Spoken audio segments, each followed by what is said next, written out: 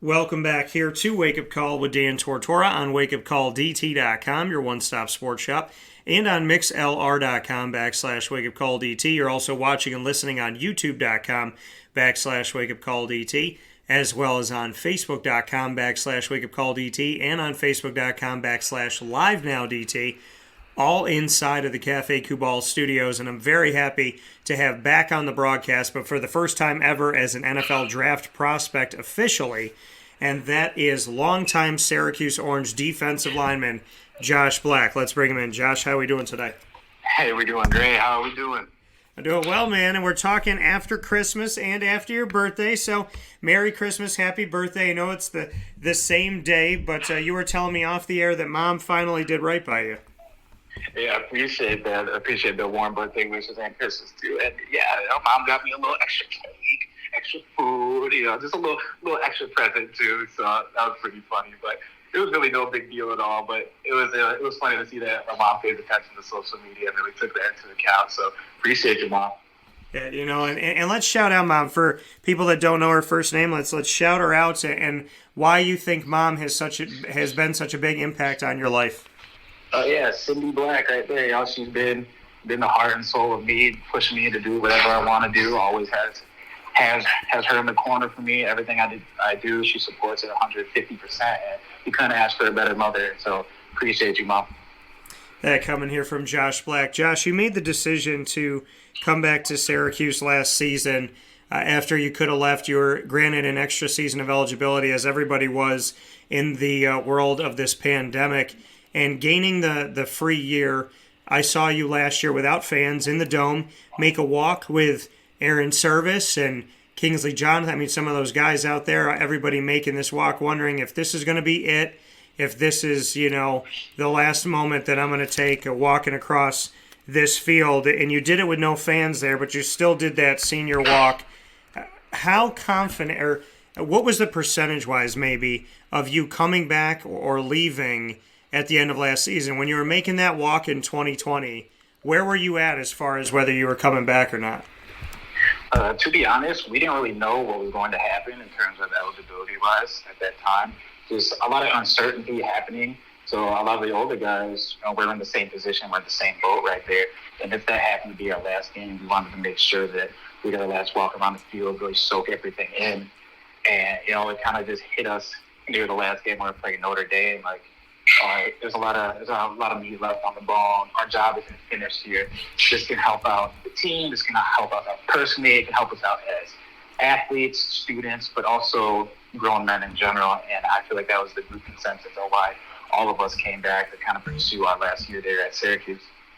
And for you, when you're making that walk and you had to do it without the fans, what did it mean to you that there was this extra year given to you so that when you made your official final walk this season, there was actually fans in the stands? Yeah, it meant the world to me, just going around, seeing all the fans' faces, all the fans I've seen before at games, and just the fact that they stayed after the game. And thanked us, thanked all the seniors for all the work that we put in, thanked us for staying an extra year, things like that. That's what it's all about right there. Just playing for the community, making sure we send the community out right. And, this is one of those experiences that, is going to stick with me for the rest of my life. I really took my time to soak it in, talked with all the fans. And they told me stories about when I got here, like a freshman, seeing me play 6 years ago, things like that. And that's what really stood out to me. But wow, our fans really pay attention to who we are as athletes, but also as people too. They watched us grow throughout these last couple of years. And it's just really exciting to see how much energy this community has about the Syracuse football team. Speaking here with Josh Black, a Syracuse Orange defensive line alum and a 2022 NFL draft prospect right now. Josh, you and I spoke all the way back in the beginning when you were getting recruited and coming into Syracuse. Do you remember? I think I was 12 years old. You were 5. I mean, if this feels like it was like 100 years ago for the both of us. I mean, can you think back on those moments, and do you remember when we first started talking? Because it feels like it was forever ago. No, yeah, definitely. I remember every single interview, what my thoughts were on Syracuse, why I ended up committing there, just things like that. I still remember everything about Syracuse. I remember that's how much of an impact the football program has had on me, but also the university as well, and just everything about it. And that's just the long-lasting impact that it has on me. like you said, you remember your interviews, you remember, Syracuse and the impact Syracuse has had on you. When you look back on all of this, why did you ultimately choose Syracuse? Because if that's something that's never changed, then that's got to be pretty top of mind to you. So just what you could say about that, of the reason why you first chose Syracuse, and if those reasons stay true today. Yeah, it's where I felt at home the most. I felt like family there. I felt like everything about it was just so genuine. It wasn't the type of coaching staff that just treats you as a player. They treat you as family. They take care of you. It's a family away from your family. You can talk to any other coaching staff whenever you want to about anything. Just such a personable staff. But also, it's just, as soon as I got to Syracuse to take my visit, it just felt like I was home. It felt like I arrived home. It felt like I left Illinois and I didn't miss a beat right there. I just felt like I was comfortable there. I had no worries about anything. And it's just something that's always been a part of me. I just feel like Syracuse has been the rite of passage for me. I feel like everything happens for a reason also. And I feel like God told me to go to Syracuse. And, I'm so happy with my decision as it's impacted me in such a positive way. I just love everything about the city, the community, the university, and just, everything about it. How did God tell you that Syracuse was the right place? Well, during the whole recruiting process, there was a lot going on. I was getting recruited primarily by the MAC and the Big Ten. There's really no other ACC schools in the mix. And nearing signing day, I kind of felt this gut feeling, like something was telling me that the University of Illinois is not the place for you to be. And, I kind of dawned on that for a while. And this is how things shaped up during the recruiting process when Coach Babers and Coach Sean Lewis at the time they texted me in the middle of the day like, hey, we're doing home visits right now in the Chicagoland area. Can we give you a home visit tonight? And I feel like just from that on, I was like, okay, like God is pointing me in this direction. I have such a large faith, such a positive faith in the Lord. So we took that home visit right there, and it's kind of been a done deal since then. I just fell in love with the coaches, the university, everything about it. And Josh, for you, like you said, you've had such a strong faith throughout your life, and that's something that you and I, definitely can appreciate is the importance of faith, the power of faith, and it taking precedence in someone's life. What can you say about your faith in general, and just what God has meant to you, and why you're unafraid to talk about it? Yeah, I'm totally unafraid to talk about it. I'm not ashamed to talk about my beliefs. I'm not afraid to talk about the faith that I have in our Lord and Savior, in my opinion. And, it's not for everybody, sure, but, that's just something that I grew up with, just a way of handling life, I'm not one to dawn on any decision I've made. And, like I said, everything happens for a reason. God will always make you right in the end. And that's just the way I've been following. That's the way I was raised. Just everything I do it in His name, because one day when we're not on this earth, we're gonna meet our Maker one day. And just everything about following the Lord is something I am really, really faithful in. Follow Him every day and pray. And it's just I feel like He's guiding me throughout my life right now, and I'm really excited to see what happens. And in having that guidance, speaking here with Josh Black, Syracuse Orange defensive line alum and 2022 NFL draft prospect, where do you feel like God is guiding you now? Like, as you look at the next chapter, the next piece of your journey, do you really see the NFL as something viable, something real, something tangible? How do you view it? I do believe it's in my reach, but I don't know what God has in store for me. It could work out, it could not work out. Could be a blessing in disguise. Who knows? This could be a whole life lesson for me too. I'm just excited to be in the process and excited to have the opportunity to compete at the next level. Whatever happens. Going to take that with a grain of salt. If anything happens, I turn a negative into a positive and figure out my life after that. So I'm just really excited to see what happens, see what my future has in store for me, because whatever happens, I'm going to make the best out of it no matter what.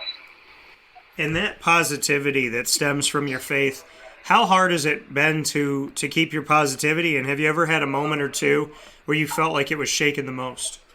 I mean, it definitely has. It's there's a place and time for everything. Yeah, sometimes when we lose some games we should have won, that's where it comes into play. But it's all about taking those negatives and turning them into positive. That's another way I was raised, another way I grew up, and just figuring out ways to correct these negative mistakes and turn them into positive. All right, we lost here. How can we make it better for next time? That's the way I approach everything. Let's say you're in class and let's say hypothetically, you get an underwhelming grade on your exam. All right, How did you study? How did you prepare? Do we need to put in more hours? Do we need to get in more in depth? Do we need to try a new study technique? That will help you out in the future. You're going to remember these little things. It's all going to add up. And all these positives that you gain from these negatives is all going to make you a better person, figure out these situations much more faster. And that's the way I kind of take in all these different scenarios and all this other type of information that you could consider negative, but I found a ways to turn it positive. And we look at turning a negative into a positive. How do you look back on this season at 5-7? Your team was within reach against Rutgers, and 4th and 8 on the 42. There was an opportunity there. 4th and 2 against Wake Forest in regulation. 4th and 1 against Clemson at home in regulation. There was obviously opportunities in a Florida State game that they won in the last second there on a field goal. So bring me into this season and how close things were playing your first 3 ACC games at Florida State, home against Wake and home against Clemson, losing each of those by 3, being close in the Rutgers game, and other pieces along the way. Just what you could say about turning a negative into a positive, and how close you feel you guys were at maybe being an 8-win team or somewhere around there. Yeah, so from those games you just described right there, my positive that turned from the negative is we can compete with anybody in the conference and anybody in the country. We just have to play to our ability. We have to start fast. That's what kind of hurt us in the beginning. We didn't start as fast as we wanted to. We didn't make enough plays. Those are all correctable. A lot of that stuff had to do with mental play calling. Not all 11 guys were on the same page at once. And sometimes that's where these explosive plays come from. But just from based off these games and who we are as a football team, we can compete with anybody. Yeah, you can look at the depth chart and, all these teams they have bigger, faster, stronger guys than us just on paper. They're going to beat us on paper a lot of these times, but that doesn't mean they have to beat us on the football team. The best football team that plays that day is going to win. And just the fact that we're right there with a lot of great football teams, it says a lot about us. But, just finding those little things to correct, and it's going to make us a better team for next year, too. So, Josh, you say that, and you look at this defensive line that you've been a part of, arguably the best defensive line experience-wise that Syracuse has maybe seen, and talent-wise in maybe over a decade. When you look at McKinley Williams as well as yourself and look at Kingsley Jonathan, 3 starters that are moving on, what can you say about your brethren on the defensive line, specifically McKinley and Kingsley, knowing what you guys worked to build and knowing that time is now over at Syracuse because your eligibility is finished up, but just what those 2 gentlemen meant to you and what the defensive line was like having both of them with you. Yeah, they meant the world to me. Those are 2 of my brothers that I've had here basically the entire time. Just the camaraderie, the teamwork, the positivity they also bring to the table. Also how hard they work too. We're always really competitive with one another, whether it be summer conditioning, spring conditioning, just even on the field and practice.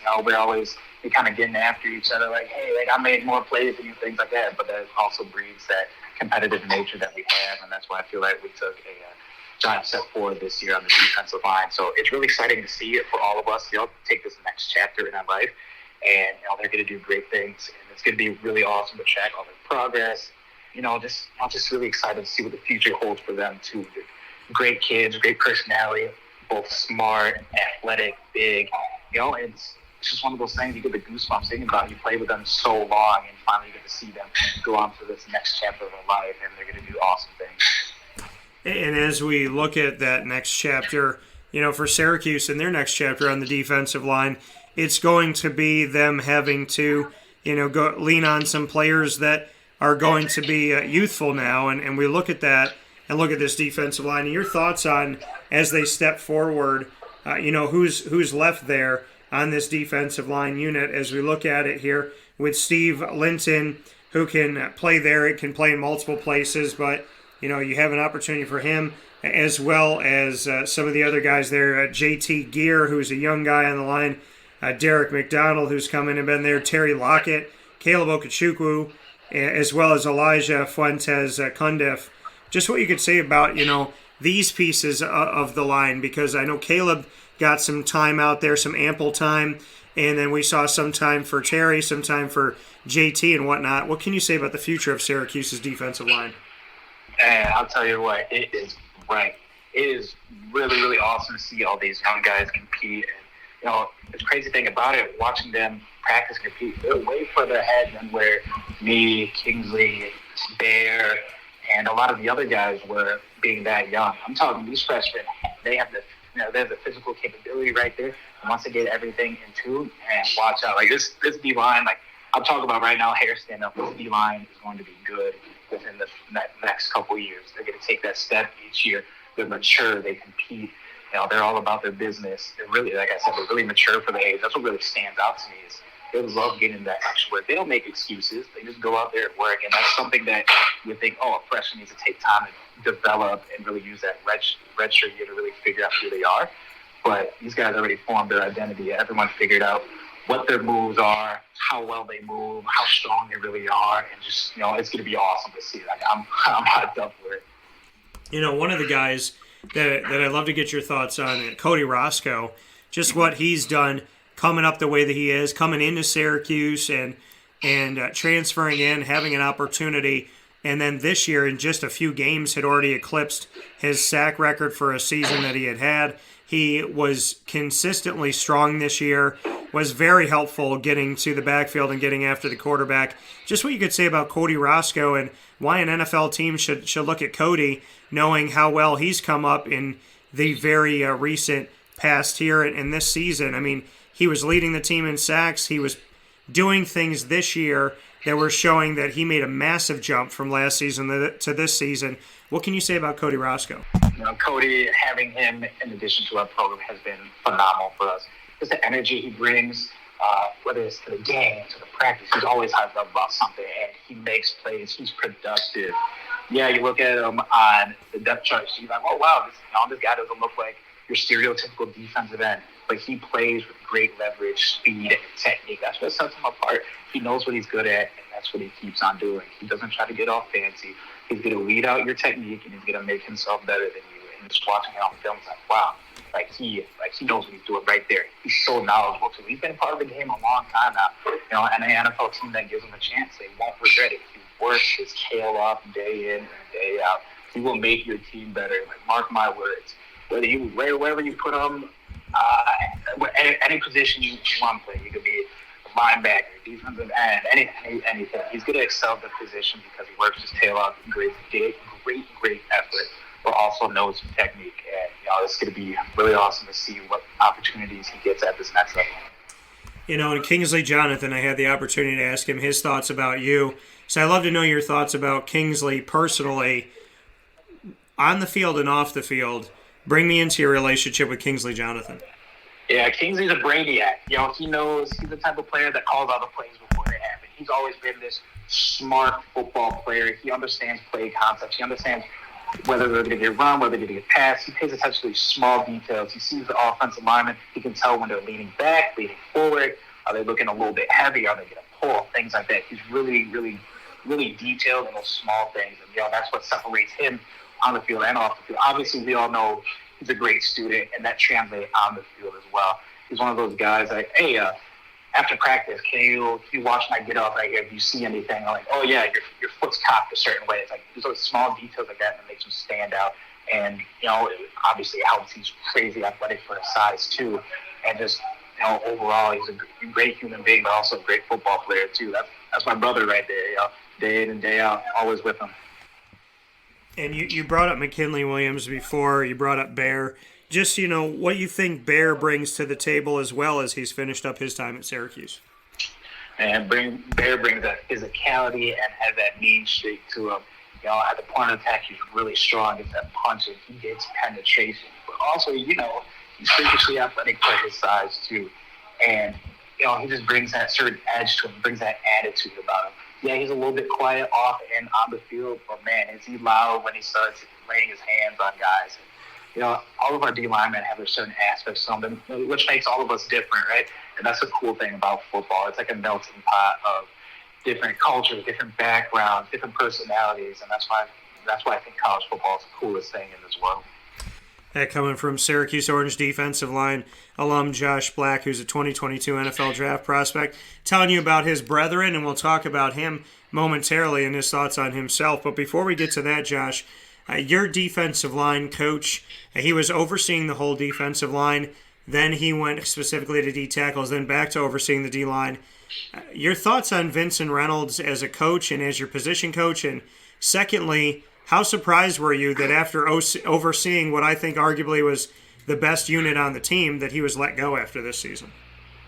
Yeah, Coach Reynolds and I go way back.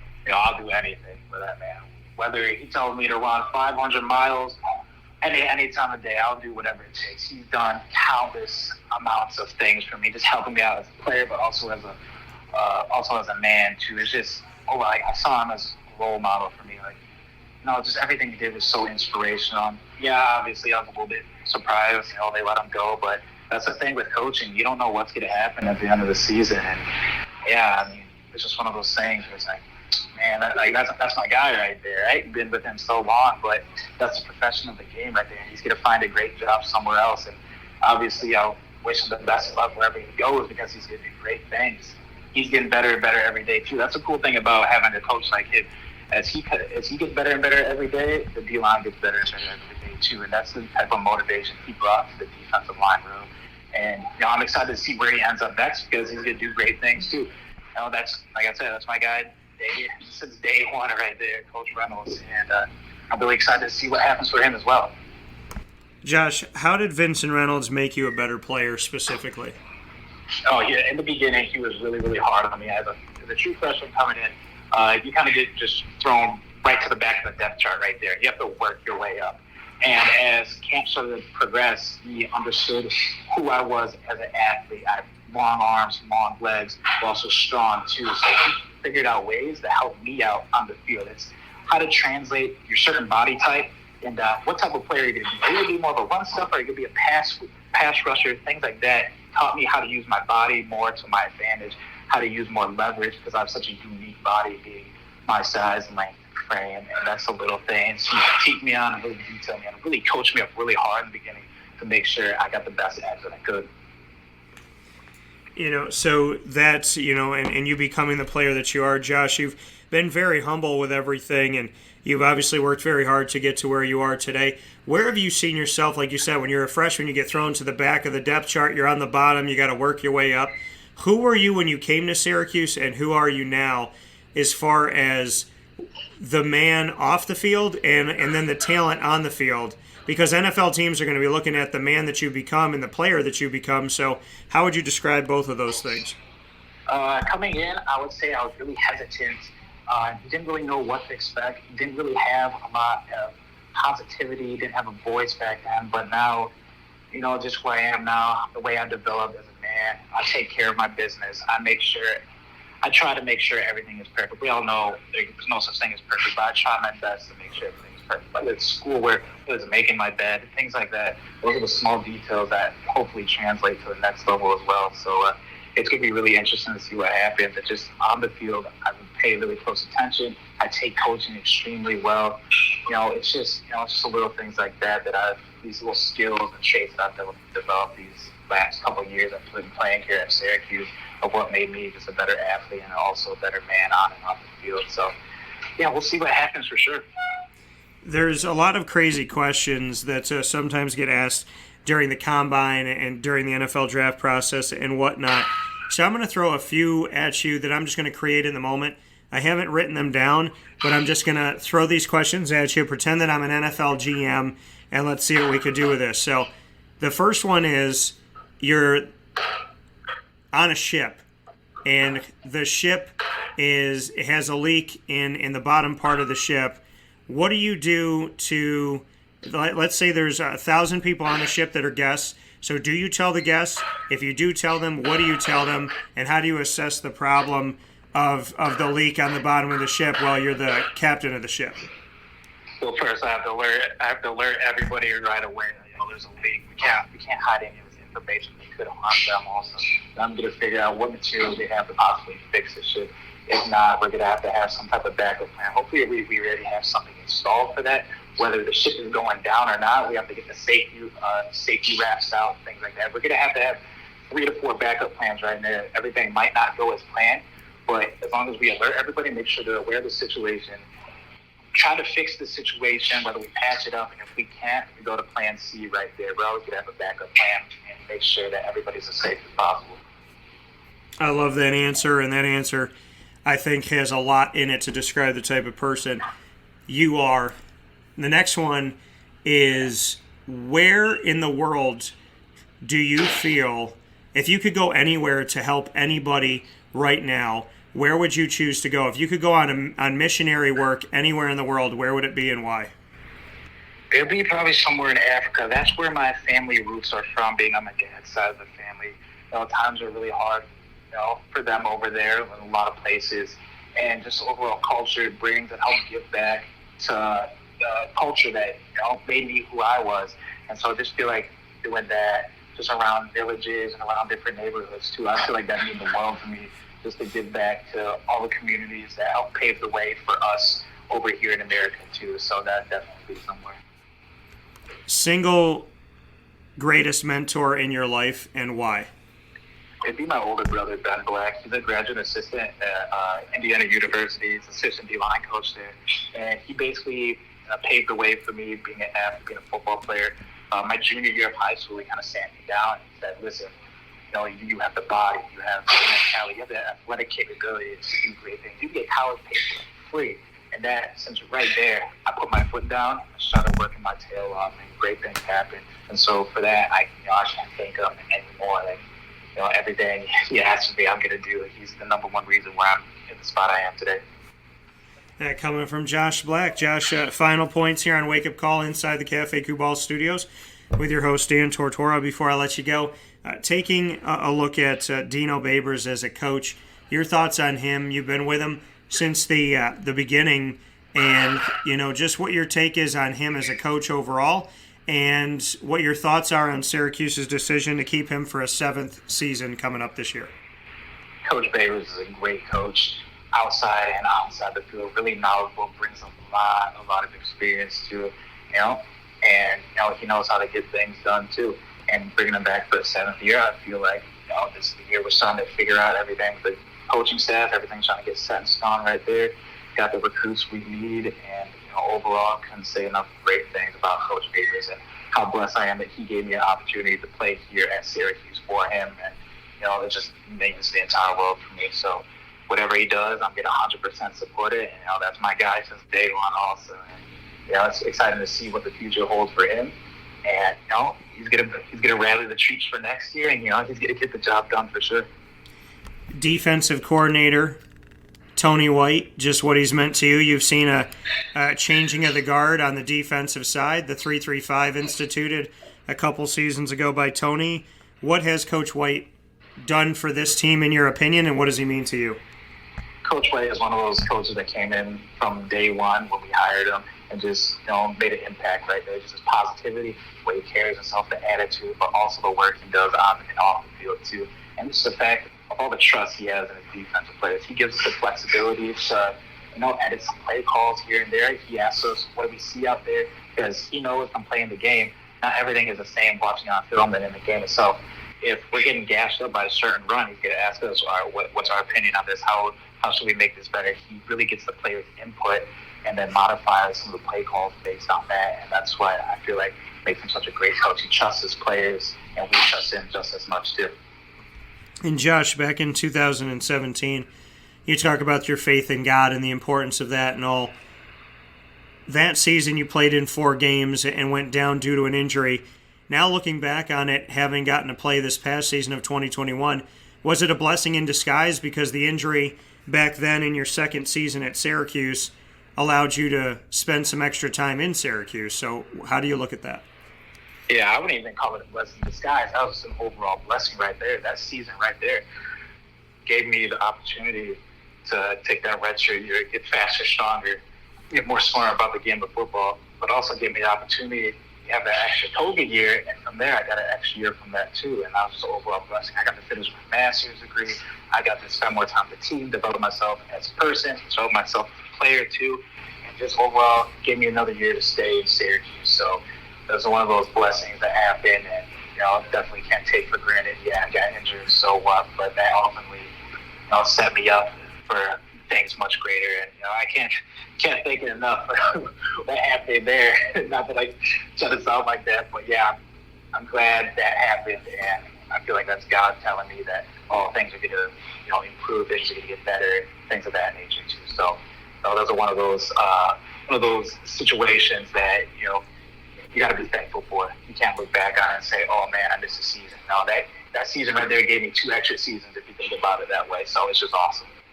Yeah, and in the following season, 2018, you guys went to the only bowl game under Dino Babers. You had a 10-3 season, did a bunch of things the team hadn't done in a decade, if not 2 decades. Bring me into that time, that season, and the sweetness for you having to sit out the most of the 2017 season, come back in 2018, go 10-3, go to a bowl game, win the bowl game against an old rival in West Virginia, and that season is the first time that Syracuse had ever had a field goal blocked in the last 5 years before that. It happened back in 2013. You were able to block a field goal there and do something special for yourself. So you come back, you block the first field goal Syracuse has blocked in 5 years. You guys go 10-3. You win the bowl game. You get to come down to Orlando, Florida. You get an extra bunch of weeks of practice and whatnot in. Just what you could say about all of that and how sweet that was coming off of an injury. Yeah, I guess you could consider that almost like a redemption tour for 2018. And it was just a testament to how much work we really put in the offseason as a team and just the accountability we had. That's what made us so much different in 2018. We didn't let anything slide. Someone was slacking off, everybody got on them, and that's the type of culture we had in 2018 that really set us apart. And we just kept the ball rolling. We had the momentum, and we never had that taken away from us. So those are one of those seasons that's going to stick with me for the rest of our lives. And I'm sure a lot of the older guys are already graduated, and some of the guys are still on the team too that understand the importance of that season and how impactful it was for not only the future generations, but also just the culture of the entire football team and what Syracuse football really means. Yeah, and for you, Josh, you believing in this team as the team steps forward. They don't have your leadership and the leadership of Aaron Service and Bear and Kingsley Jonathan. There's a bunch of guys that are moving on. But also, in the transfer portal, almost 20 players moving on. Syracuse leading the ACC, including schools that had a bunch of coaching changes, Virginia Tech, Duke, and Miami. How do you view that? I mean, these are your brothers, and some of them left during the season, some of them left at the end of the season, some of them left right around National Signing Day.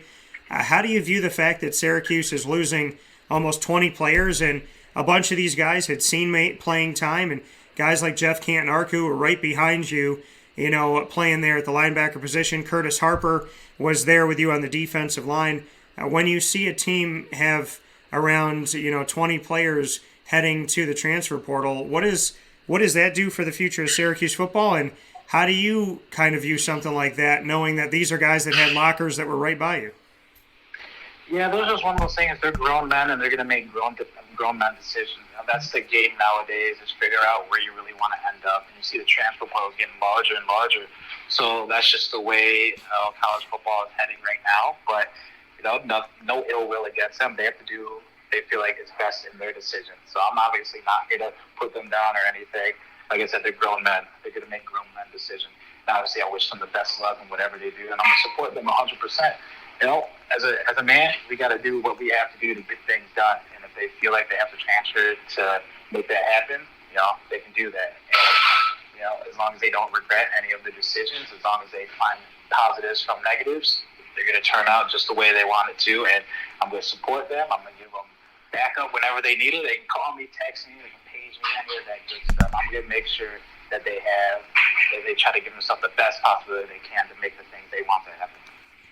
And you talk about doing the best that you can moving forward. You have the 2022 NFL Draft coming up here. Speaking with Josh Black, Syracuse Orange defensive line alum, and heading toward the NFL Draft here on the defensive line. You played in the interior, you played the exterior of the line as well. You played in different sets when it comes to the defense, and so you've had a lot of experience at college. What do you bring to an NFL team, and why should they bring you in?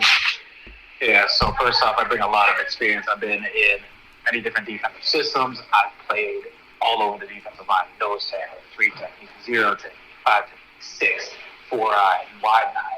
Everything I've played. I bring great technique. I also bring a lot of positivity to the team as well. Just any team that gives me an opportunity is not going to regret it, not one bit. So it's going to be exciting to see what happens in the future. And whoever gives me an opportunity, I got to make the best of it 120%. There's only a small chance that I ever play another football game ever again. So I have to come in, be ready to work, and whatever happens, happens. But it's just trying to figure out ways to make myself better and just find out these positives. That coming from Josh Black. Josh, you've been awesome in answering my questions throughout the years, and hopefully many coming forward. I'm going to allow Rapid Fire to be all about you asking me. So I'm going to sit on the hot seat in your honor. And so any 3 questions that you have could be about anything in the world. I have to answer it.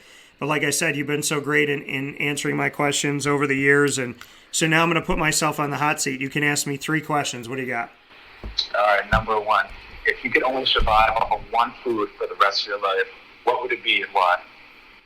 Oh, man, it'd probably have to be something that I know would give me some nutrients and that I could eat a lot of and not get sick of. So I'm going to choose shrimp.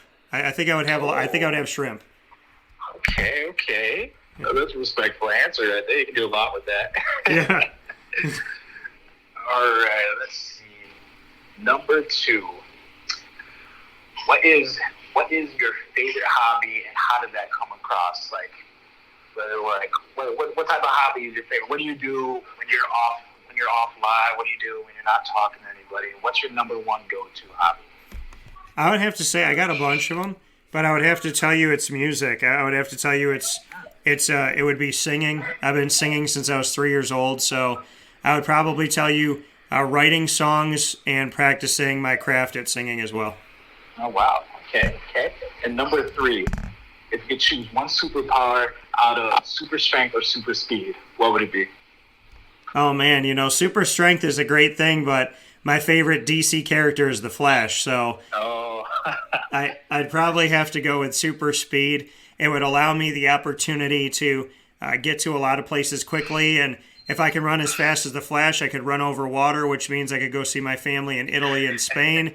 I could, if I had a mixture of speed and strength, then I could pick you up, Josh, and I could run with you across the Atlantic Ocean and bring you over to Africa. Like you said, you respect where your family came from, so we could take a little trip out of that. So maybe if you got the super strength, I got the speed.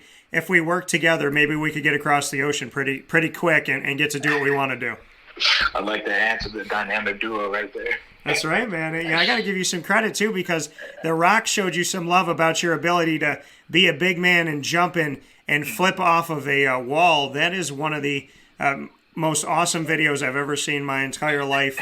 It's 2 things. How have you utilized that to pay off dividends, The Rock seeing that video? And then secondly, if and when you get to meet The Rock and talk to The Rock, can you make sure that I'm in that movie with you guys? Yeah, just, based off the little video I posted, just, that he knows that I exist. Guys like that and celebrities like that, they're all about their business. But the fact that he's able to reach out to me, study who I am, just went on the Syracuse roster, looked at me, how much I squat and things like that, just meant the world to me. And definitely, you can be on set for a movie. I don't know where it's going to be. He's always appearing in like 6 movies every couple months. But yeah, we'll figure out a spot for you. Sounds good. Well, that coming from Josh Black. Josh, as always, I can hear you, lifting and getting your stuff in the background.